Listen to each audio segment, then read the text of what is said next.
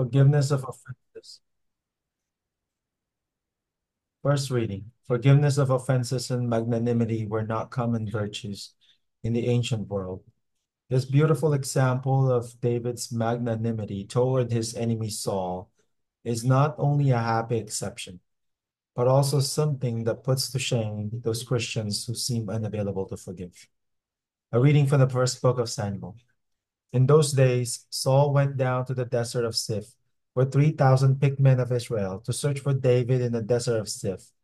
David and Abishai went among Saul's soldiers by night and found Saul lying asleep within the barricade, with his spear thrust into the ground at his head, and Abner and his men sleeping around him.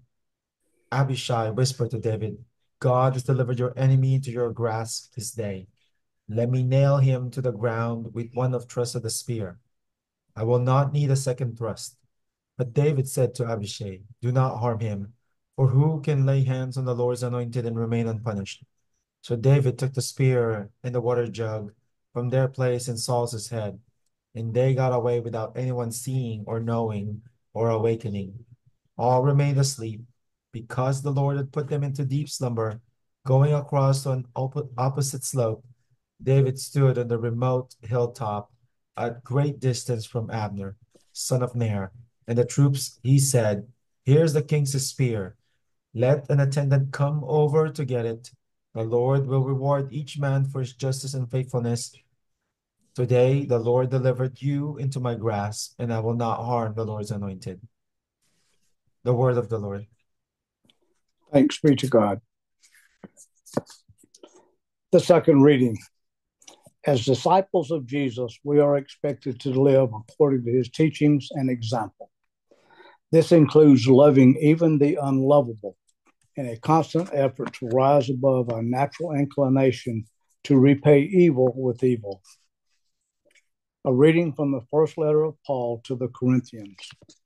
Brothers and sisters, it is written, the first man, Adam, became a living being. The last Adam, a giving spirit, but the spiritual was not first, rather the natural and then the spiritual. The first man was from the earth, earthly.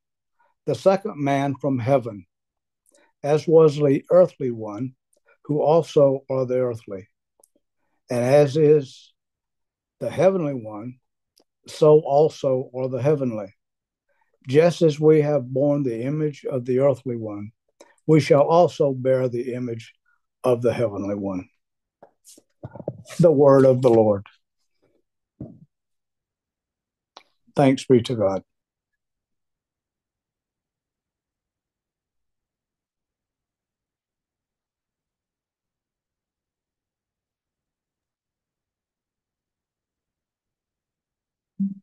I give you a new commandment, says the Lord. Love one another as I have loved you. Alleluia, alleluia. The Lord be with you. And with And your with spirit. your spirit. A proclamation from the Holy Gospel according to Luke. Glory to you, O Lord. Jesus said to his disciples, to you who hear, I say, love your enemies, do good to those who hate you, bless those who curse you, pray for those who mistreat you. To the person who strikes you on one cheek, offer the other as well. And from the person who takes your cloak, do not withhold even your tunic. Give to everyone who asks of you, and from the one who takes what is yours, do not demand it back. Do to others as you would have them do to you. For if you love those who love you, what credit is that to you? Even sinners love those who love them. And if you do good to those who do good to you, what credit is that to you? Even sinners do the same. If you lend money to those from whom you expect repayment, what credit is that to you? Even sinners lend to sinners and get back the same amount. But rather, love your enemies and do good to them, and lend expecting nothing back. Then your reward will be great, and you will be children of the Most High, for he himself is kind to the ungrateful and the wicked. Be merciful, just as your Father is merciful. Stop judging, and you will not be judged. Stop condemning, and you will not be condemned. Forgive, and you will be forgiven. Give, and gifts will be given to you. A good measure, packed together, shaken down, and overflowing, will be poured into your lap. For the measure with which you measure will in return be measured out to you. The Gospel of the Lord. Praise to you, O Lord Jesus Christ. So, brothers and sisters, a pleasant evening to each and everyone. And of course, good morning to those who are streaming in the other parts of the world, especially those from the Philippines. So today we are now in this Sunday. We are now in the 7th Sunday in Ordinary Time. And we will be reflecting on the theme, loving our enemies. But before continuing, let us first situate ourselves. Where are we in the liturgical season?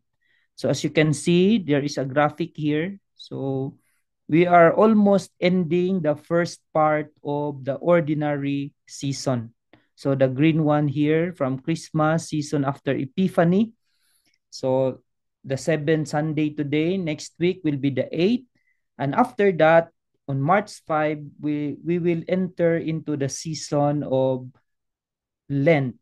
So we start with the imposition of ashes on our forehead. So that's a 40 days of fasting, prayer, and of course, doing good works. Then April 13 will be the Palm Sunday. So after more or less 6 weeks of our Lenten celebration, then we enter into Holy Week.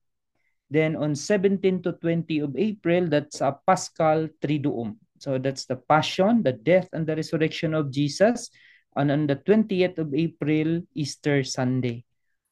As a priest, I've been hearing from where I am now. Now I'm actually in the Christ Our Good Shepherd Center. So this is where the retired priest of the Diocese of Greensburg reside. So I'm with them. So I joined them during meals, and I'm the lone international priest undergoing the orientation, because before I'll be given the assignment, I have to be oriented here. So it may take 6 or 8 weeks, because I also have to comply with the other requirements.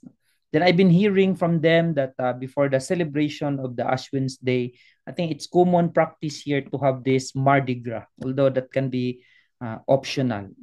So people have been talking about it in the parishes from the priests that I'm with. I always hear them. I do not know if you will also be celebrating this Mardi Gras. So I'm presenting this so that we'll have, hopefully, an appreciation of and more information. Where are we now in our celebration of our liturgical season? So one more week, then after that, we enter into the Lenten celebration. So we continue with our reflection about from the Gospel of Luke, since this is year C, and we know that year C, we will be accompanied most of the time by Saint Luke in our Gospels. So just a little review. On year A, we have Saint Matthew. Year B, we have Saint Mark. And year C, we have Saint Luke in most of our Sunday celebrations. And of course, in some special occasions, we also have Saint John, that who complements especially in our gospel readings. Okay, so we now reflect especially on the first reading. I am presenting here some exegesis, meaning some interpretations, and hopefully we can appreciate what has happened, because especially the first reading on Sundays, there is a very close connection of the first reading to the Sunday gospel. And of course, the second reading at times can also have that direct connection, but at times it can be treated separately. The first book of Samuel, from which today's first reading is taken, tells us how, under instructions from the Lord, the prophet Samuel had anointed Saul king of Israel. But later, the Lord rejected Saul and commanded Samuel to secretly anoint David king in Saul's place. And after his victory over Goliath, David joined Saul's army and served him faithfully. Yet out of jealousy, Saul sought to kill David. And this is now the context. So the reading tells us now that this is supposedly a golden opportunity for David, who had to do away with Saul precisely when the king had gone in search of him to kill him. So we have this, we have Abishai, David's commandant. So he asked David to let him spear Saul to death while Saul was asleep. But David firmly forbade him. So in the mentality of the people of the Old Testament concerning forgiveness, David's nobility in sparing Saul proved truly extraordinary, because in those times no one would have missed the chance to doing away with his enemies. But it's remarkable that David did not do that, because he knows that Saul, despite having been rejected by God, was once also an anointed servant. Okay, so David's magnanimity towards Saul is to be admired, all the more since, as I mentioned, in those days, revenge was considered sacred, and to spare one's enemy was considered both foolish and dangerous.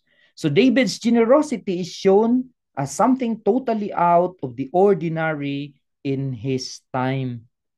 Okay, so he could have that opportunity to kill him, but he did not. Now, the command of Jesus, love your enemies.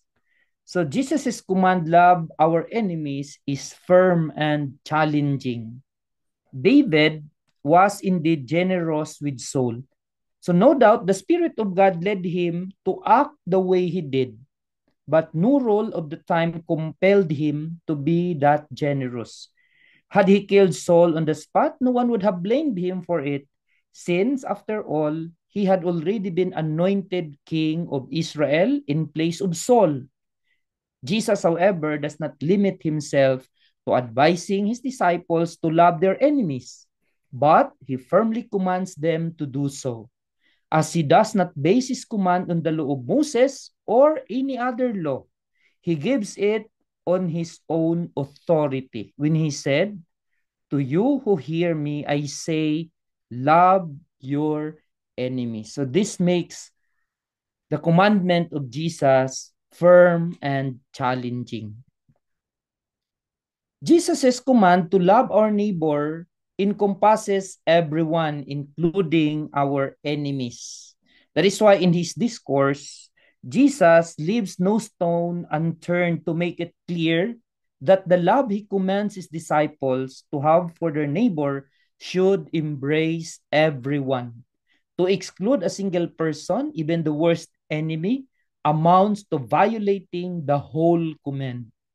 So everyone understands that we should love the members of our own family, including those of our own clan, which is a kind of super family.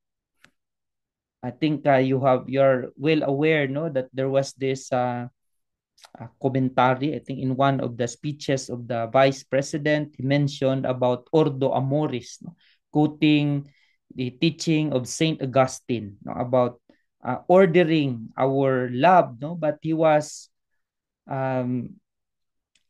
many theologians and experts of our faith, no, has critiqued, no, on the statement, because it has to be, of course, interpreted according to how the church sees it. Because we cannot just limit our love to those in the family.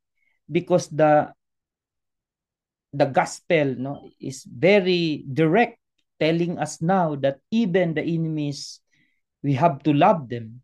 So the Jewish law did command to love one's own neighbor, even those beyond the circle of family and friends. But this love was limited to the members of the people of Israel. So they have to love their own people. But in the gospel, we also hear that there are several tribes like the Samaritans and some others. They do not have good relationship with them. So, one was not bound to love outsiders. And in the case of people who had caused harm to Israel, the Jews were positively encouraged to take revenge on them. But with this new command, love your enemies, Jesus was erasing all frontiers. And we are bound to love everyone, even those who cause us harm. And this makes Jesus' command extremely challenging. Another thing is, love for one's enemies forbids retaliation. And we know that during the time of Moses, they adopted the Hammurabi's code, and that is an eye for an eye, a tooth for a tooth. Used as we are to the language of the gospel, we are shocked that such language can be found in the Holy Scripture. But we should bear in mind that putting a limit to the revenge that a person could take was a remarkable improvement over prevailing customs of the time to take as much revenge as one could. So we can therefore imagine the surprise of Jesus' listeners, used as they were to the custom of the time, on hearing him proclaiming, "Do good to those who hate you, bless those who curse you, pray for those who mistreat you." Jesus fully realized how difficult it would be for his listeners and for all of us as well to accept this new command. Remember, for them, it's something new to drive, but he insisted that he meant every word of it. To drive home his teaching all the more forcefully, he added, by way of exaggeration, the following recommendations. To the person who strikes you on one cheek, offer the other one as well. Then to the person who takes your cloak, do not withhold even your tunic. From the one who takes what is yours, do not demand it back. But of course, please do not take this literally, or else we will misinterpret importantly the gospel. The dress of a Jew, for instance, in Jesus' time, consisted of a piece of underwear, a tunic from head to foot, and a cloak or shawl. And Jesus would not command everyone whose shawl had been stolen to part also with his tunic and remain naked. That can be very embarrassing. So by means of the so-called exaggerations, Jesus meant to stress his law of love towards those who cause us harm. When being abused, we should not return evil for evil or merely accept the offense passively, but go a step ahead and return good for evil. As St. Paul says in his letter to the Romans, bless those who persecute you, bless and do not curse them. Do not repay anyone evil for evil. Do not be conquered by evil, but conquer evil with good. So this is really something very challenging to all of us, because ordinarily we want to retaliate. We want to get even. But the commandment of Jesus allows us to go an extra mile, especially in sharing his love to our neighbor. So Christian love must resemble God's love. Jesus concludes his recommendations by adducing a powerful reason to urge us to love everyone, our enemies included, because being God's children, Jesus says, we should resemble God, our Father who loves also our enemies. Thus, God says Jesus loves all, whether good or wicked, and loves them at all times. No one can accuse God of having stopped loving him or her, even for a single moment. Jesus proves this with an example from our everyday life. God makes his sun rise on the bad and the good, and causes rain to fall on the just and the unjust. Also, God's love is totally selfless. God expects no reward from those he loves, for the simple reason that no one has the means to repay his love. But Jesus invites us to do the same, to do good without expecting good in return, to love even those who may respond to our love with hatred. And we have this message from the Gospel of Luke. Be compassionate as your Father is compassionate. Do not judge, do not condemn, grant pardon as he does. That is why in the words of Pope Francis, if there is another word or another name of God, it is mercy. So God is merciful and compassionate. Finally, loving everyone, even our enemies, brings a unique reward. So what is that reward? The Lord invites us to sacrifice a petty human reward for an incomparably larger one. And we hear it from the second reading, or from the gospel in itself. Give, and gifts will be given to you, a good measure, packed together, shaken down, and overflowing. Jesus seems to have run short of words to express how great his reward will be, and has recourse to the comparison of a person pouring, says, fruit with both hands into the lap of a child, the fruit spilling over on all sides, and the child sorry that its lap were not larger. So there is no such thing as regret in heaven. But if there were, it would be that of not having been more generous with our neighbor while living on earth. So my dear brothers and sisters, it would truly be difficult. That is why we have this saying, to err is human, but to forgive divine. By our own, it would be impossible because of sin to be forgiving. So we have to ask God to help us. We have to ask his grace that in moments that we will be tested by other people, and they hurt us, they may even persecute us, may we have that heart like his to be forgiving, because by forgiveness, that is showing concretely our love for the neighbor, which is a very important commandment from our Lord. And since we know the critical condition of our Pope, the recent report is he's been on oxygen because of the respiratory problem, so we have to include him in our prayer. So I invite everyone for this prayer. Prayer for the healing of Pope Francis. Together, loving and merciful God, we implore you to look kindly upon your servant, Pope Francis. Touch him with your compassion and consolation. Restore his health and renew his strength in mind, body, and spirit. Surround him with your peace and the support of the prayers of your holy people. We place Pope Francis in your healing love through the doctors, nurses, and medical professionals who take care of him. We ask this through Christ our Lord. Amen. Mary, health of the sick, pray for us. Pray for us. In the name of the Father, and of the Son, and of the Holy Spirit. Amen.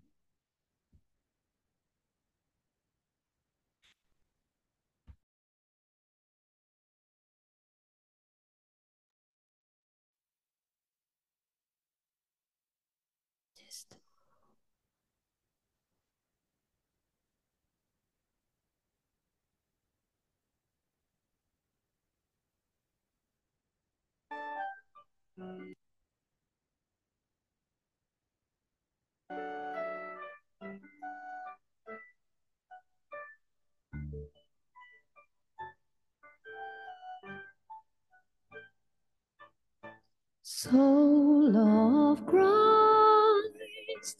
sanctify me. Body of Christ, save me. Water from the side of Christ, wash me. Passion of Christ, give me strength. Hear me, Jesus. Hide me in thy wounds that I may never leave thy side. From all the evil that surrounds me, defend me. And when the call of death arrives, bid me come to thee, that I may praise thee with thy saints forever. Hear me, Jesus. Hide me in thy wounds that I may never leave thy side. From all the evil that surrounds me, defend me. And when the call of death arrives, bid me come to thee, that I may praise thee with thy saints forever.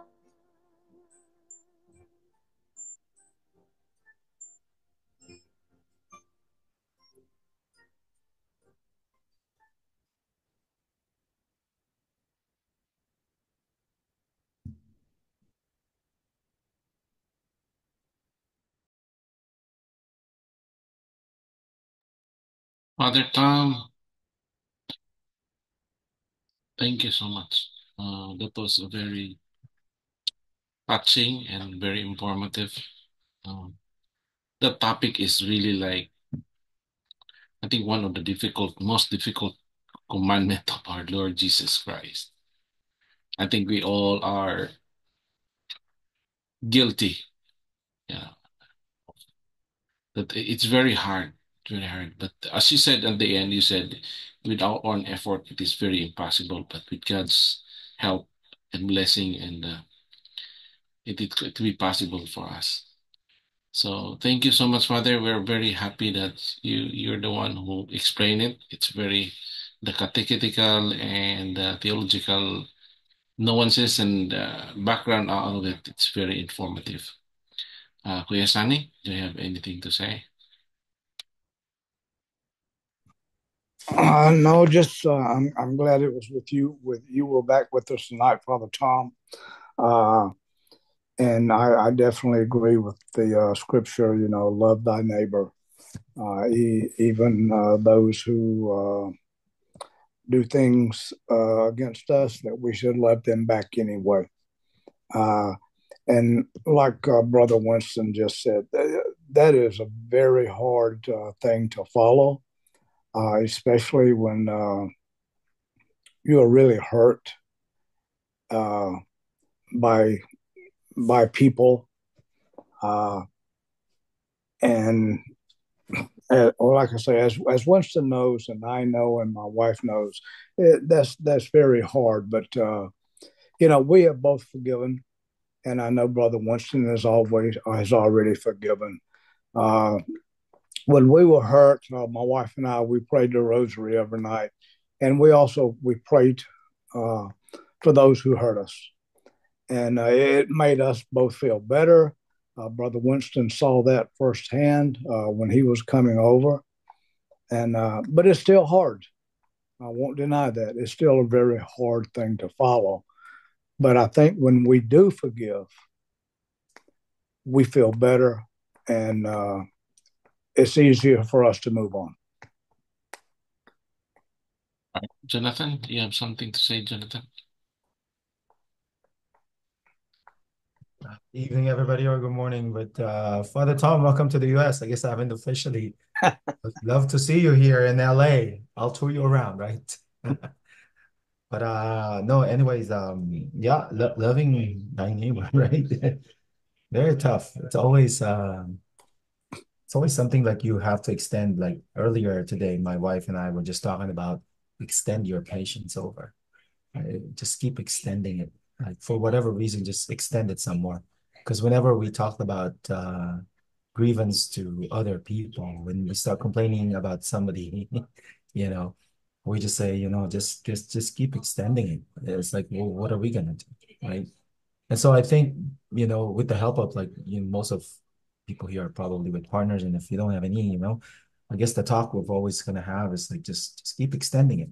That's all I can think of. It's like just keep. It's like a rope, right? In Tagalog, like habaan ang pise, like give it a little bit more, give it a little bit more extension. So, because when they start getting closer and starting to hurt you, give it a little bit more. So, and by the way, one last thought of that is that if the same person keeps hurting you, you got control on that. You always have control, and you can always make the decision to say no. So that's what I've learned too in the past. It's like I gotta stop saying no because I keep getting abused. And so I gotta keep that distance. I also give that rope where like they can't touch me anymore, right? But that's it. Father Tom, thank you. Nice seeing everybody here. I appreciate this community. Thank you. The dog. Good morning, Philippines, Australia. I guess good morning as well in Australia. UK. And UK, good afternoon in UK. Good morning in UK, I guess. And good evening here in the US. And once again, I would like to repeat, we are so, so, so happy, Father Tom, that you are finally here in the US. And we look forward, really. I know I keep saying that we look forward to having you here in Georgia instead of us going there, but you never know. But we really do look forward to having you here. Hopefully, very soon after your training, probably you will spare us some time to be here with us. And in regards to the your homily, if you may call it that way, it is truly a very, very powerful, commandment of God to love your enemy and give the other cheek. It is. I just wanted to echo everyone who gave that comment that it is truly hard, but my experience in the past, and I'm sure my husband would know this,